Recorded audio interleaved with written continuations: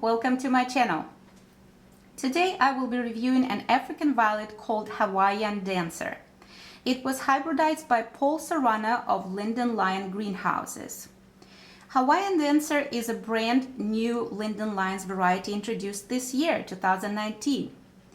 Its African Violet Society of America registration number is pending because it's a brand new variety, but it's been probably submitted because that's what it says on Lyndon Lyon's website, that it's pending. This is a young plant.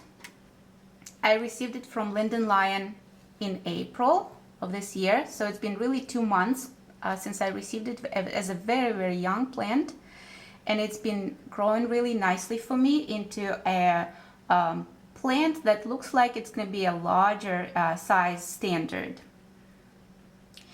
The leaves are large and wavy and medium green. You can see them here.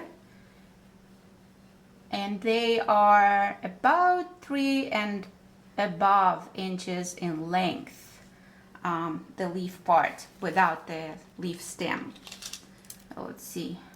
Yeah, they're about 3 inches long. So the leaves, they don't have any variegation, they're plain, but what makes this plant truly special is its blooms. I have never seen African violet blooms that would be so whimsical and so spectacular as I see it on this plant, as I see the blooms on this plant. They have hot pink center eye. I don't know, let's see, which one should we look at? Let's pick one. These are really, it's the first blooms that we get. Well, let's look at this one here closer. So it's a pink, hot pink center eye, and it is surrounded by a white purple edge boasting pink fantasy flecks. You see the, it's like fuchsia. It's not purple, but it's more like a fuchsia kind of purple, in my opinion. If you compare it to this pink here, the lighter pink and the darker pink, and to me it looks more like, not like purple, but like fuchsia, hot fuchsia color, hot pink color. And then to top it, as if it's not enough, because all of these fantasies and flecks and edge, it just creates such a spectacular look to it. But then it also has a green fringe around every petal, and the blooms can be semi-double and also double, and I wanted to show you a double here.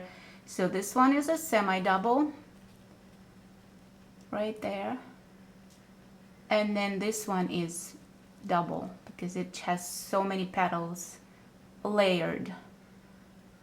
Truly whimsical, truly exquisite looking blooms.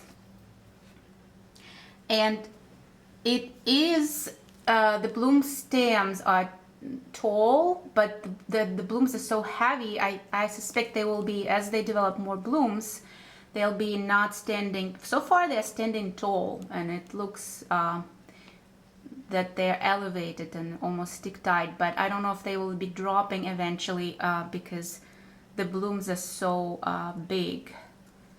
And each stem carries at least 4 flowers, so it's gonna be a sight to see when it continues blooming and getting into the middle of its true blooming cycle. The flowers, as I mentioned, they're really big, so they range in diameter from 2.5 inches. No, this one is about 2. But I think I measured this one, it was like 2.5. Yeah, right here, 2.5 inches. And this one was also very, very big here. You see? Yeah. Does not reach 3 inches, but it is 2.5, definitely, some of them, the older blooms. And the younger blooms, they're still small, and you can see the younger ones here and here. Such cuties. I really like this variety. It's one of my largest blooming varieties as of now, at least with the largest size blooms I have. And I have at this point about 50 to 60 varieties, counting the ones that I've been propagating from leaves. So those flowers I yet have to see. But the ones that have bloomed for me, out of those, this is the plant with the larger size blooms. Here it is, just in comparison to my hand. Here you can see how really it has really big blooms. It receives the same care as my other African violet varieties, from 10 to 12 hours of daylight.